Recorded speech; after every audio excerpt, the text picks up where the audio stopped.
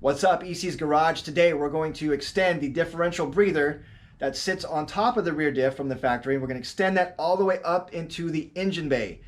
I'm going to mount it right next to the existing extended breather, which I believe is for the transmission. Now I know the transfer case also has a breather, it has to, but that is actually pressed into the transfer case and it sits on top of the transfer case. Now it does sit higher than the rear differential, but I have submerged, I have submerged the differential before. I've gone in water deep enough where I've got that whole system, that whole all-wheel drive all the way back. And basically it was up to the bottom of the headlights, to the point where I was a little nervous about hydrolocking because it was close, which is another reason why I'm installing a snorkel on this within like the next 2 weeks. So you'll check that video out. So anyway, back to the rear diff.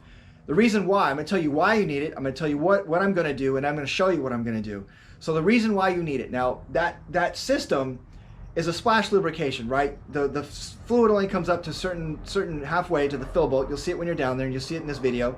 And then as you move, as the vehicle moves, the gears spin and it splashes, it throws the fluid around. That's how it keeps everything lubricated. So you do not need to drain the differential to do this. If you're going to flush it at the same time, go for it, but you don't need to. The reason why also you need the breather extended, and why there's a breather period, because when things heat up, right, the internals, when the vehicle moves, friction causes heat, everything expands. Well, that pressure has to go somewhere. Otherwise, it's going to find its way out your seals. You have blown seals. Not what happened to me, by the way, in my recent seal job, the replacement, the rear axle seal, which you'll see in that other video, which is why I'm doing the breather at the same time, just getting it all done since I'm down there. But anyway, what happens is, as you drive, wherever you're going to, right, you're driving out to the forest and heat causes that differential to expand. When you go into the water's going to cool it off and it's going to cause it to contract, which means it has to suck in air, right, to deal with that pressure change. So it's going to suck in water instead of air. And what happens when you come out, now you've got more fluid in the differential, which means more pressure on those seals. You're going to blow the seals, plus water and gears don't mix. Neither do water and oil, but especially water and gears. So you need to do this. If anyone building a four-wheel drive, everybody who's built a four-wheel drive has dreamed about taking it through water, and because it's fun.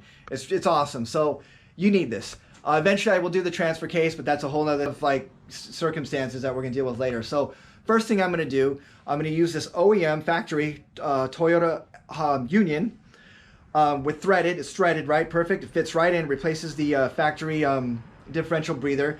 Also, by the way, sometimes that differential breather, it's got a cap on it and it has to move. Well, sometimes they freeze and they get stuck. So it's good to check yours anyway. Even if you're not driving through water, just check it, make sure it works, because air, if it can't get in or escape, it's going to cause pressure on those seals one way or another. So another tip. So basically, back to the project. I'm going to use a OEM Toyota Union. I'm going to link the part in the description. I'm going to use Teflon tape on that Union, right? So I'm going to do 1 to 2 rotations around the threads, just like you use for your home plumbing. You don't need more than that, or else it's not going to work. It'll be too tight, and you'll just end up like shoving the tape off. Do you need the Teflon tape? Probably not. Will it leak? It may seep over time. It's like I said, it's a splash lubrication system. That fluid will have to make it to the top to get out those threads, which unlikely, right? Will it suck in water when you drive through with unlikely, right? If you don't use that tape and you don't seal it perfectly, I doubt it will suck in water, but I'm going to eliminate that doubt as much as I can by using that tape. Can't hurt. So next thing I'm going to do is run the hose from the breather valve, that new Union I installed, all the way up to the engine bay. Now, some people run it to the gas tank filler cap.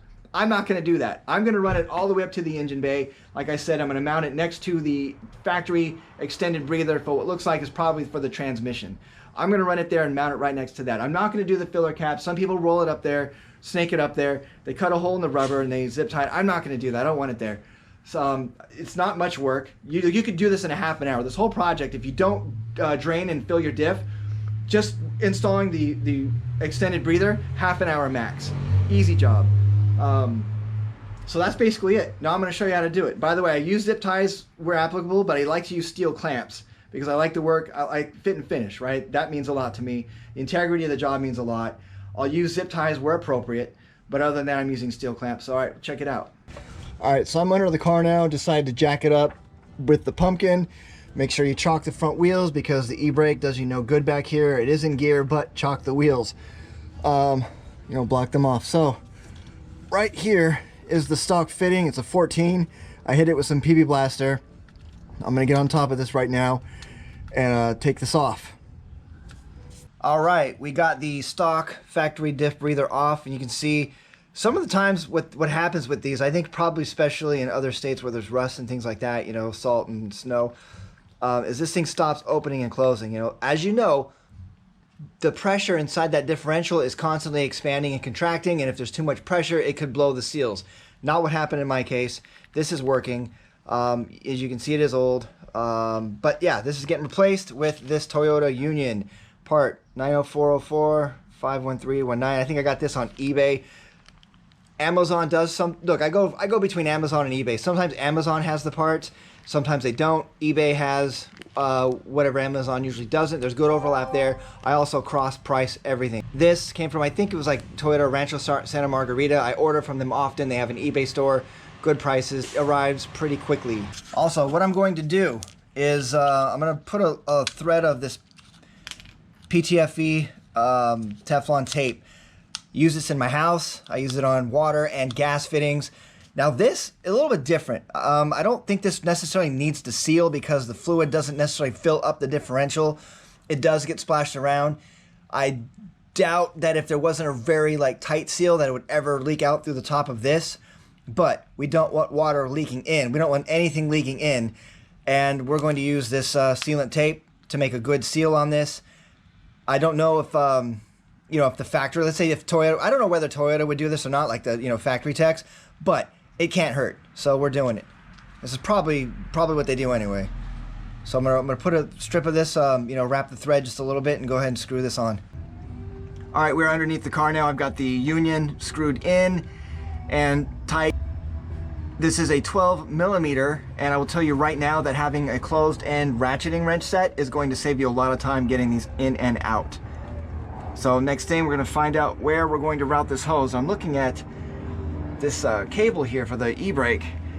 Travels up there. I think I might just piggyback on that. I think from here it looks perfect. I see all the way down to at least the front of the drive shaft.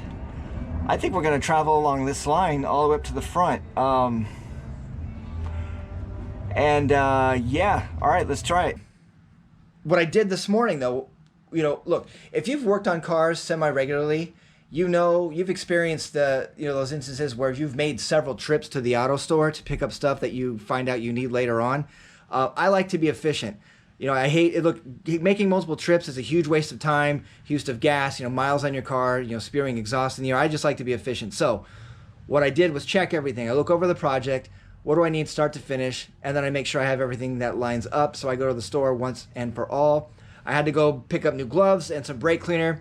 So also I picked up 3/8 inch hose. They didn't have just vacuum, so I had to buy the fuel stuff.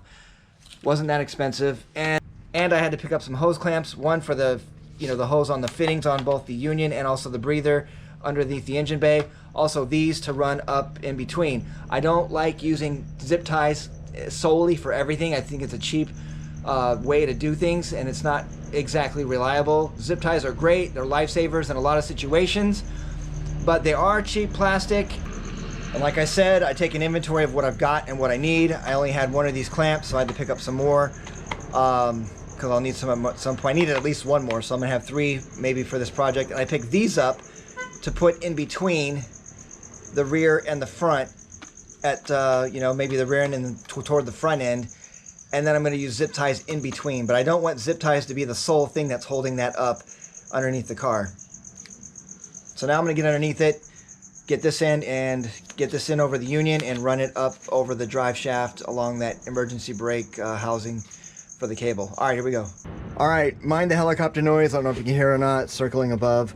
So what I'm going to do now, put the hose clamp over the hose, reach this up here, get this fitted down, press it on in this awkward spot. It's a totally awkward way to do it. All right, I'm going to switch hands. Back here. All right, make sure that's seated firmly, perfect. Now I'm going to probably slide under, screw this clamp shut, and then bring the hose up. All right, so I've got the hose on the union all the way down to the head, the bolt head. I've got this clamp on tight enough where the hose is starting to bulge on either side, just tight enough. Longer. So we're feeding this along the e-brake cable housing here up above the drive shaft. We're gonna just tie this all the way up using real clamps, zip ties in between. That's how it's gonna be. All right, so I've got the hose on the union all the way down to the head, the bolt head. I've got this clamp on tight enough where the hose is starting to bulge on either side, just tight enough. By the way, this is the brake line. It's just single brake line here. And as you know, if you drop your axle, on some, a steep drop, this isn't going to hold it up. It's going to snap off and you'll leak fluid everywhere. You're not going to have brakes and you get stranded. So we're changing this with a long travel steel braided. Steel's not going to hold this up either, but they're more durable. They don't bulge. They don't flex as much. You get better braking through here. And yeah, it's longer. So we're feeding this along the e-brake cable housing here up above the drive shaft. We're going to just tie this all the way up using real clamps, zip ties in between. That's how it's going to be. So I had measured 15 feet. I overestimated, I hope.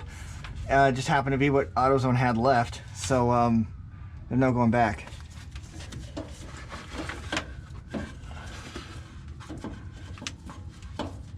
So this should be enough to go all the way to the front into the engine area and leave slack. You want to leave quite a bit of slack back here because just like the brakes, when you flex out this axle, you want to have enough room that this can drop with it. So we'll figure out a way to make this look pretty back here, where, something like this. Maybe I'll put a clamp up here and leave some slack coiled up down here. All right, that's exactly what I'll do. I'll put a steel clamp here and a steel clamp midway through, maybe at the front of the drive shaft where it comes out of the transfer case, and then yeah, perfect. All right, here we go. I'm gonna slide in at the other spot, partway through and feed it through now.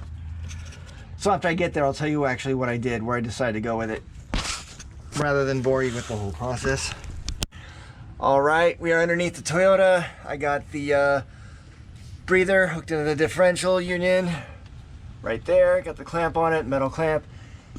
Not a constant pressure, but an actual screw type, bolt clamp. Got this clamp up here attached to the emergency brake line housing. I run that up above the drive shaft along this entire emergency brake housing. We'll get around to the other side. All right, ran it all this whole way until the emergency brake housing disappears into the car right here. And we go to the other side, run it above the transfer case. I ran it under, between the transmission and the transmission shifter linkage. I ran it underneath that. On top of this wire loom, attached to this wire loom over here, which splits off here. This wire loom goes down low. I got the breather hose running over here to the left toward the driver. I didn't go around this power steering line. I did at first. I decided not to. There's a bunch of other hoses in here. It's not too close to the exhaust, and then it just runs up into the engine bay right next to the other differential breather right here. I will attach it probably with a zip tie here, since it's a little soft. This little plastic piece, this clip that's in the wheel well for the other differential breather, the other breather here that was come from the factory. It's soft. I'm just going to use a flexible zip tie right there. I think it'll hold.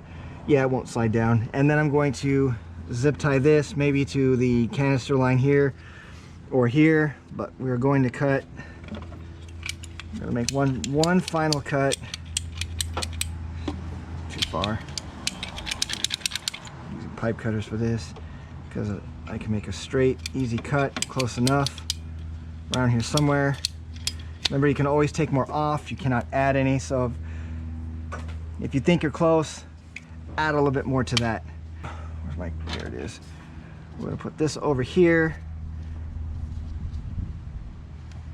We're gonna put the breather with the hose fitting on. You don't want to use the one that came out of the axle. It's threaded, it's a short thread.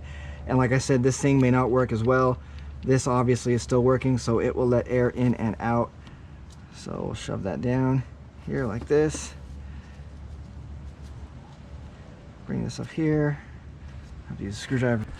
I could go grab a socket that's small enough to fit this, but it's gonna take me longer to go in there and find it.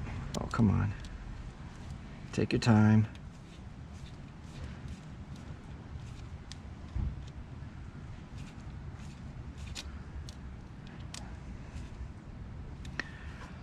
All right. I'm gonna use a zip tie here, even though it's kind of ugly. I'll just trim it way back and there. And I've got one more steel clamp that I think I'm gonna use underneath on that wire loom where it comes off the transfer case. But that is basically it. Done, right? Differential breather. I'd basically have to sink the hood before the differential ever gets water in it again. This happens to be fuel line. That's just what you can use vacuum line. The fuel line's just a little more resilient, it's a little stronger. Made for more PSI, but you're not shoving anything through this, so get the cheapest vacuum line you can. And that's basically it. I'm just gonna zip tie this thing here, trim it, make it tidy, hit it there. I'm gonna take the larger clamp that I've got and I'm gonna attach this hose to that wire loom at the bottom. I think that'll give me a nice, across the bottom, some nice, you know, steel clamps that are gonna hold forever. Last two zip ties. Yeah, that's it. All right, there you go. Rear differential breather, done.